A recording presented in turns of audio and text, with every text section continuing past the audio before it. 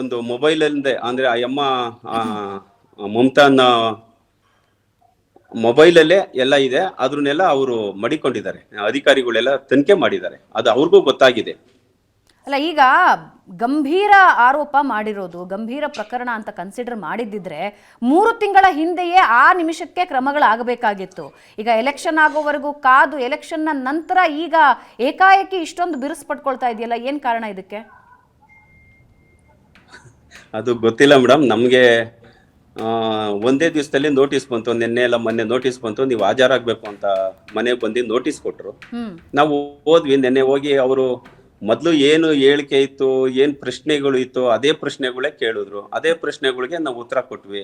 ಅಲ್ಲಿರ್ತಕ್ಕಂಥ ಉತ್ತರನೂ ಒಂದೇ, ಈಗ ನಿನ್ನೆ ಕೊಟ್ಟಿರೋ ಉತ್ತರನೂ ಒಂದೇನೆ. ಅದು ಯಾಕೆ ಈ ರೀತಿ ಆಯ್ತು ಅನ್ನೋದು ನಮಗೂ ಗೊತ್ತಿಲ್ಲ. ಏನ್ ಮಾಡ್ತಾ ಇದ್ದಾರೆ ಅನ್ನೋದು ಗೊತ್ತಿಲ್ಲ ನನಗೆ. ಈಗ ಮಹಿಳೆ ಈ ತರ ದೂರು ಕೊಡ್ತಾ ಇರೋದು ಇದೇನು ಹೊಸದಲ್ಲ ಅಂತ ಸ್ವತಃ ಪರಮೇಶ್ವರ್ ಅವರು ಹೇಳಿಕೆ ಕೊಟ್ಟಿದ್ರು ಮಾಧ್ಯಮಗಳ ಮುಂದೆ. ಈಗ ತೀರಾ ವಾರೆಂಟ್ ಜಾರಿ ಮಾಡಿ ಅವರು ವಿಚಾರಣೆಗೆ ಬರ್ತಾ ಇಲ್ಲ ಅನ್ನೋ ಹಂತಕ್ಕೆ ತಗೊಂಡು ಹೋಗಿದ್ದಾರೆ. ಮೇಡಮ್, ಈಗಾಗಲೇ ಅವರು 53 ಕೇಸ್ ಕೊಟ್ಟಿದ್ದಾರೆ. ಅಯ್ಯಮ್ಮ 53 ಜನದ ಮೇಲೆ ಕೊಟ್ಟಿದ್ದಾರೆ. ADGP ಅವ್ರ ಮೇಲೆ ಕೊಟ್ಟಿದ್ದಾರೆ, VS ಉಗ್ರಪ್ಪ ಅವ್ರ ಮೇಲೆ ಕೊಟ್ಟಿದ್ದಾರೆ, ಮತ್ತೆ ಶಂಕರ್ ಬಿದ್ರಿ ಸಾಹೇಬ್ರ ಮೇಲೆ ಕೊಟ್ಟಿದ್ದಾರೆ. ಹಿಂಗೆ ಎಲ್ಲ ಅನೇಕ ಜನರು ಯಾರ್ಯಾರು ಪ್ರಮುಖವಾಗಿ ಓಡಾಡ್ತಾರೋ ಅವ್ರ ಮೇಲೆಲ್ಲ ಕೊಟ್ಟಿದ್ದಾರೆ. ಅವ್ರಿಗೆ 5,000 ಕೋಟಿ ದುಡ್ಡು ಬರ್ಬೇಕಿತ್ತಂತ. ಆ 5,000 ಕೋಟಿ ದುಡ್ಡು ಎಲ್ಲಿಂದ ಕೊಡ್ತೀರಾ? ಯಡಿಯೂರಪ್ಪನವರು ಮೋದಿ ಅವ್ರ ಹತ್ರ ಚೆನ್ನಾಗಿದ್ದಾರೆ, ನೀವು ಒಂದು SIT ಮಾಡಿಸಿ ನನ್ಗೆ 5,000 ಕೋಟಿ ಕೊಡ್ಸಿ ಅಂತಂದ್ರೆ ಯಾರು ಕೊಡ್ಸಕ್ಕಾಗ್ತದೆ? ಅದೇ ನ್ಯಾಯನ? ನ್ಯಾಯಯುತವಾಗಿದ್ದಿದ್ರೆ ಕೊಡ್ಸ್ಬೋದಾಯ್ತು. ಆ ಅಮೌಂಟ್ ಸ್ಟೇಟ್ಮೆಂಟೇ ಅದು. ನನ್ಗೆ 5,000 ಕೋಟಿ ಬರ್ಬೇಕು, ನನ್ಗೆ ದುಡ್ಡು ಬಂದಿದ್ರೆ ನಾನು ಇಷ್ಟೊಂದು ಯಾರಿಗೂ ನಾನು ತೊಂದರೆ ಕೊಡಲ್ಲ, ನಂಗೆ ನ್ಯಾಯ ಕೊಡ್ತಿ. ಅದು ಕಮಿಷನರ್ ಸಾಹೇಬ್ರಿಗೂ ಗೊತ್ತು, ಎಲ್ಲಾರ್ಗೂ ಗೊತ್ತಿದೆ.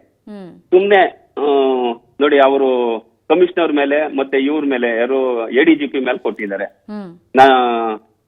ನನ್ನ ಗಂಡನ ಕಡೆ ಅವ್ರಿಗೆ ಸಹಾಯ ಮಾಡ್ತಾರೆ ಅಂತ ಕಂಪ್ಲೇಂಟ್ ಅಲ್ಲೇ ಕೊಟ್ಟಿದ್ದಾರೆ. ಅವ್ರು ಎಲ್ಲರ ಮೇಲೂ, ಒಬ್ರ ಮೇಲೆ ಅಲ್ಲ ಮೇಡಮ್, 53 ಜನ ಮೇಲೆ ಕೇಸ್ ಹಾಕಿದ್ದಾರೆ, FIR ಹಾಕಿದ್ದಾರೆ. ಈಗ ಈ ಪ್ರಕರಣದ ಹೇಳಿ ಹೇಳಿ ರುದ್ರೇಶ್ ಹೇಳಿ ಹೇಳಿ ಮೇಡಮ್, ಹೇಳಿ. ಈಗ ಈ ಪ್ರಕರಣ ದಾಖಲಾಗಿ ಮೊದಲನೇ ಸಲ ನೋಟಿಸ್ ಕೊಟ್ರಲ್ಲ ಯಡಿಯೂರಪ್ಪ ಅವರಿಗೆ, ಆಗ ನಾನು ಬರ್ಲಾ ಅಂತ ಕೇಳಿದಾಗ್ಲೂ ಕೂಡ ಇವತ್ತು ಬೇಡ ನಾಳೆ ಬೇಡ, ಇವತ್ತು ಬೇಡ ನಾಳೆ ಬೇಡ ಅಂತ ಹೇಳ್ತಾನೆ ಇದ್ರು. BSY ಸ್ವತಃ ಹೋಗಿ, ಯಡಿಯೂರಪ್ಪ ಅವರು ಸ್ವತಃ ಹೋಗಿ ವಿಚಾರಣೆಗೆ ಹಾಜರಾಗಿದ್ರು. ಅಂಡ್ ಈಗ ಇನ್ನೊಂದು ನೋಟಿಸ್ ಕೊಟ್ಟಿದ್ದಾರೆ, ಅದು 1 ದಿನದಲ್ಲೇ ಬಂದು ಅಟೆಂಡ್ ಆಗಬೇಕು ಅಂತ. ಕಾಲಾವಕಾಶ ಕೇಳಿದಾಗ ಇವರು ವಾರೆಂಟ್ ಕೊಡಿ ಅಂತ ನ್ಯಾಯಾಲಯದ ಮೊರೆ ಹೋಗ್ತಾ ಇದ್ದಾರೆ. ಏನಾಗ್ತಾ ಇದೆ ಅನ್ಸುತ್ತೆ ಈ ಪ್ರಕರಣದಲ್ಲಿ ನಿಮ್ ಪ್ರಕಾರ? ಮೊದಲಿಗೆ ವೇಟ್ ಮಾಡಿ ಅಂತ ಹೇಳಿದ್ರು, ಕೊನೆಗೆ ಯಡಿಯೂರಪ್ಪ ಅವರೇ ಹೋಗ್ಬೇಕಾಗ್ ಬಂತು. ಈಗ 1 ದಿನಾನೂ ವೇಟ್ ಮಾಡಕ್ ಆಗ್ತಾ ಇಲ್ವಾ ಹಾಗಾದ್ರೆ ಅಧಿಕಾರಿಗಳಿಗೆ ಅಂತ? ಮೇಡಮ್, ಇದುವರೆಗೂ ನಮ್ಗೆ ಯಾವ್ದು ನೋಟಿಸ್ ಕೊಟ್ಟಿರ್ಲಿಲ್ಲ. ಬರೀ ಫೋನ್ ಅಲ್ಲಿ ಹೇಳಿ ನಾವು ಮಾತಾಡಿ ನಿಮ್ಗೆ ಹೇಳಿಕೆ ಬೇಕಾ, ಕಾನೂನು ರೀತಿ ಏನ್ ಬೇಕೋ ಅದನ್ನ ನಾವು ಹೇಳ್ತೀವಿ. ಹಾಗಾಗಿ ಕಾನೂನು ರೀತಿ ನಿಮ್ಗೆ ಏನು ಆ ಅಮ್ಮ ಕಂಪ್ಲೇಂಟ್ ಕೊಟ್ಟಿದ್ದಾಳೆ ಅದ್ರ ಬಗ್ಗೆ ನಾವು ಖಂಡಿತವಾಗಿ ನಾವು ಕೊಡ್ತೀವಿ, ಏನ್ ನಡೀತು ಅನ್ನೋದು ಕೊಡ್ತೀವಿ ಅಂತ ಹೇಳಿ ನಾವು ಹೇಳಿಕೆ ಕೊಟ್ಟಿದೀವಿ. ನಾವೇ ಸ್ವತಃ ಹೋಗಿ ಕೊಟ್ಟಿದೀವಿ. ಆದ್ರೂ ಕೂಡ ಏಕಾಏಕಿ ಮೊನ್ನೆ ನೋಟಿಸ್ ಕೊಟ್ಟಿದ್ದಾರೆ. ಹಾಗಾಗಿ ಏನಕ್ಕೆ ಈ ವಿಚಾರ ನಡೀತು, ಮುನ್ನೆಲೆಗೆ ಬಂತು ಅನ್ನೋದು ನಮ್ಗೆ ಗೊತ್ತಾಗಿಲ್ಲ ಮೇಡಮ್. ಯಾಕಂದ್ರೆ ಯಡಿಯೂರಪ್ಪನವರೇ ಸ್ವತಃ ಹೋಗಿ ಅವ್ರ ಕಾನೂನು ರೀತಿ ಏನು ಪ್ರಕ್ರಿಯೆ ನಡಿಬೇಕು ಅದನ್ನೆಲ್ಲ ನೀವು ಮಾಡಿ ಅಂತ ಯಡಿಯೂರಪ್ಪನವರೇ ಸ್ವತಃ ಹೇಳಿದ್ದಾರೆ.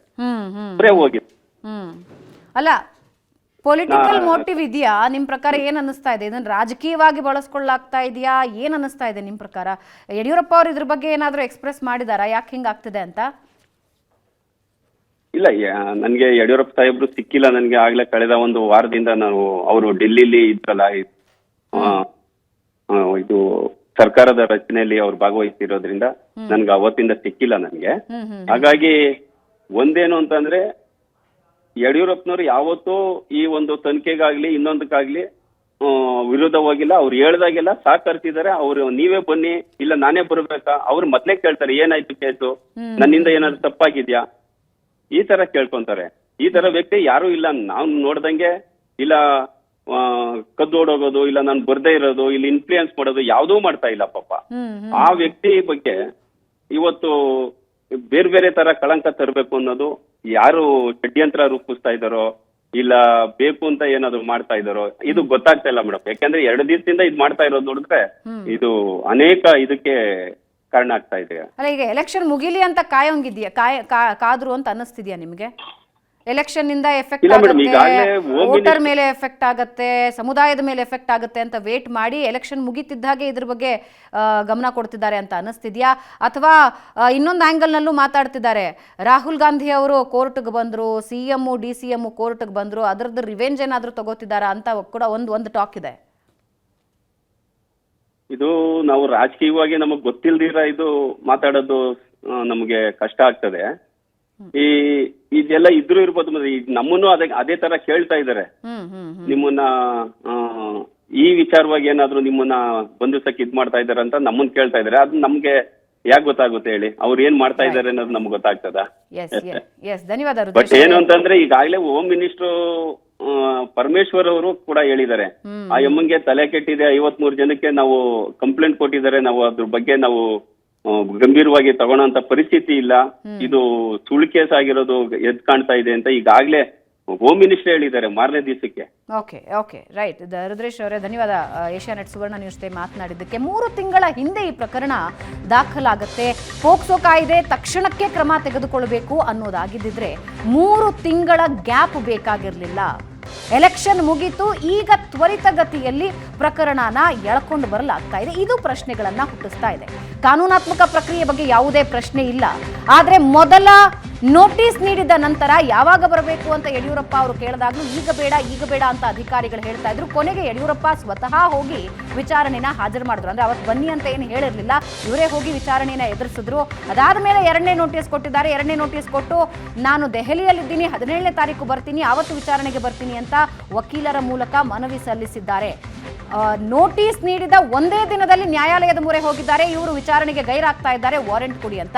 ಇದು ಹಲವು ರಾಜಕೀಯ ಪ್ರಶ್ನೆಗಳನ್ನ ಸೃಷ್ಟಿ ಮಾಡ್ತಾ ಇದೆ.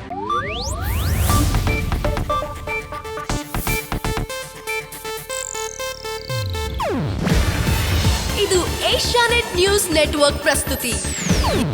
ನೀವು ನೋಡ್ತಿದ್ದೀರಾ ಏಷ್ಯಾನೆಟ್ ಸುವರ್ಣ ನ್ಯೂಸ್.